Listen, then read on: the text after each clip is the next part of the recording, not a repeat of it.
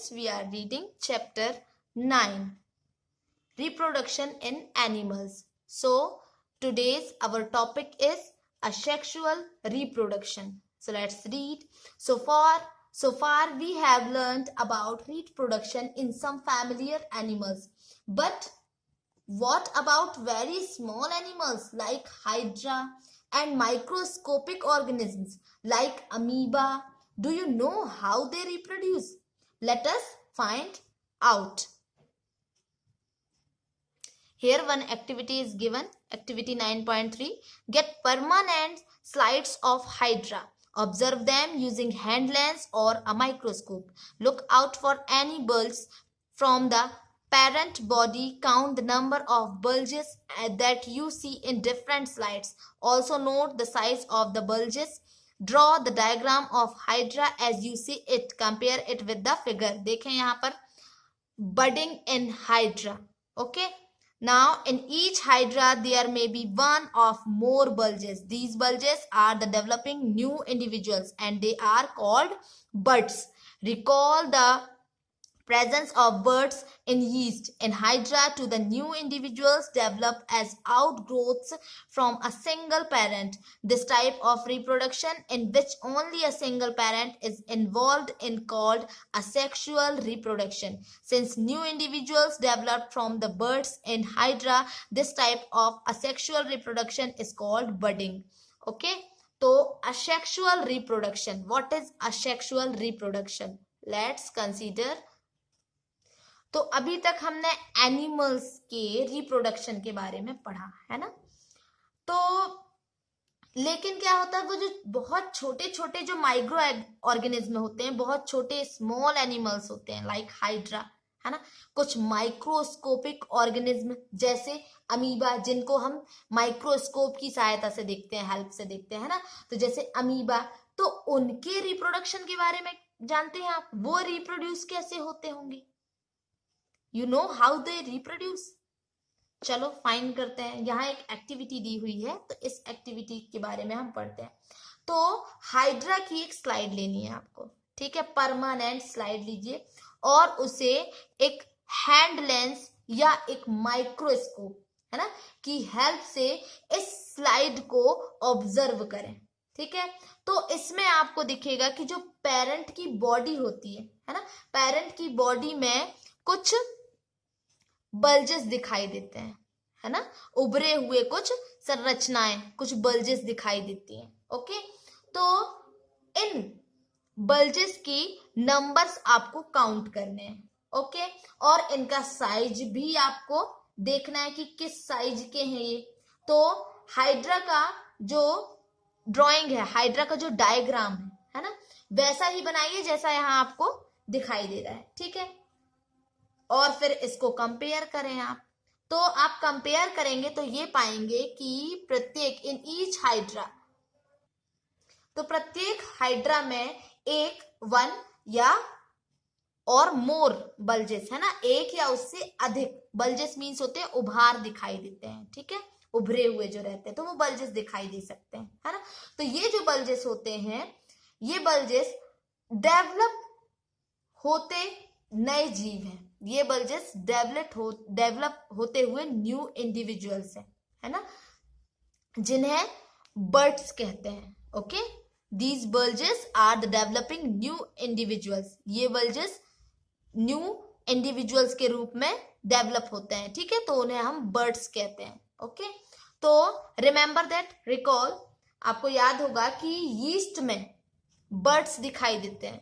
ठीक है, और हाइड्रा में भी न्यू इंडिविजुअल्स डेवलप करने वाले, है ना, यूनिसेल्युलर या सिंगल पेरेंट कहा जा सकता है. ठीक है, हाइड्रा में भी एक सिंगल पेरेंट से निकलने वाले न्यू इंडिविजुअल्स होते हैं. ठीक है, तो इस प्रकार के रिप्रोडक्शन को जिसमें केवल एक ही, मतलब सिंगल पेरेंट एक न्यू इंडिविजुअल्स को बर्थ देता है. ठीक है, एक न्यू इंडिविजुअल्स को बर्थ देता है तो वो असेक्सुअल रिप्रोडक्शन कहलाता है. This type of reproduction in which only a single parent is involved is called asexual reproduction. ठीक है, अभी तक हमने एनिमल्स में पढ़ा, एनिमल्स में ये देखा कि एक न्यू इंडिविजुअल्स के लिए single, not single parent, 2 parents की जरूरत होती है ना, एक मेल और एक फीमेल, पर यहाँ पर सिर्फ सिंगल पेरेंट की जरूरत होती है और इससे एक न्यू इंडिविजुअल्स डेवलप हो जाता है. ठीक है, तो हाइड्रा में बर्ड्स से एक न्यू इंडिविजुअल डेवलप होता है, इसीलिए इस प्रकार के रिप्रोडक्शन को बडिंग कहते हैं. ठीक है, now another method of asexual reproduction is observed in the microscopic organism amoeba. asexual reproduction की एक दूसरी मेथड अमीबा में दिखाई देती है.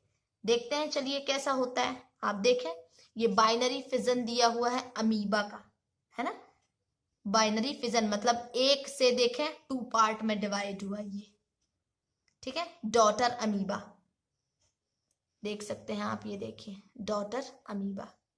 यहाँ एक सिंगल सेल था, सिंगल सेल से डिवाइड हुआ न्यूक्लियस, आप देख सकते हैं न्यूक्लियस, अंदर न्यूक्लियस होता है, ये 2 पार्ट में डिवाइड हुआ, डिवाइड होकर फिर डॉटर अमीबा ये बन गए. ठीक है, तो आप अमीबा का स्ट्रक्चर के सब्जेक्ट में आप पढ़ चुके हैं और आपको ये याद भी होगा कि अमीबा जो है वो यूनिसेलुलर है ना, सिंगल सेल्ड ऑर्गेनिज्म है अमीबा. ठीक, तो इसके न्यूक्लियस के 2 पार्टों में, है ना, इसमें क्या होता है देखें आप, it being the process of reproduction by the division of its nucleus into 2 nuclei. ठीक है, ये इसकी प्रोसेस कहां से स्टार्ट होती है, रिप्रोडक्शन की प्रोसेस स्टार्ट होती है कि इसके न्यूक्लियस, इसका जो न्यूक्लियस होता है वो 2 न्यूक्ली में डिवाइड हो जाता है. ठीक है, और एज अ रिजल्ट क्या मिलता है, this is followed by division of its body into 2, each part receiving a nucleus. तो रिजल्ट ये होता है कि जब ये 2 पार्ट में न्यूक्लियस डिवाइड होता है तो दोनों पार्ट में न्यूक्लियस जाता है. ठीक है, और 2 अमीबा रिप्रोड्यूस फ्रॉम 1 पेरेंट, और एक पेरेंट से 2 अमीबा रिप्रोड्यूस होते हैं. ठीक है, तो this type of asexual reproduction, इस प्रकार का जो असेक्सुअल रिप्रोडक्शन होता है ना, तो इसमें 2 इंडिविजुअल्स का बर्थ होता है. ठीक है, तो इसे हम बाइनरी फिजन कहते हैं. Okay, in which an animal reproducing by dividing into 2 individuals is called binary fission. ठीक है, तो बडिंग एंड बाइनरी फिजन, है ना, बडिंग एंड बाइनरी फिजन के अतिरिक्त कुछ और भी मेथड्स हैं. ठीक है, जिनके द्वारा ये जो सिंगल पेरेंट रिप्रोडक्शन है ना, वो न्यू इंडिविजुअल्स को प्रोड्यूस करती है. ठीक है, उनका जनन करती है. तो इसके बारे में आप नेक्स्ट क्लासेस में पढ़ेंगे. Okay, now here you see story of Dolly the clone. तो इसके बारे में अब हम कल पढ़ेंगे. Okay, next day.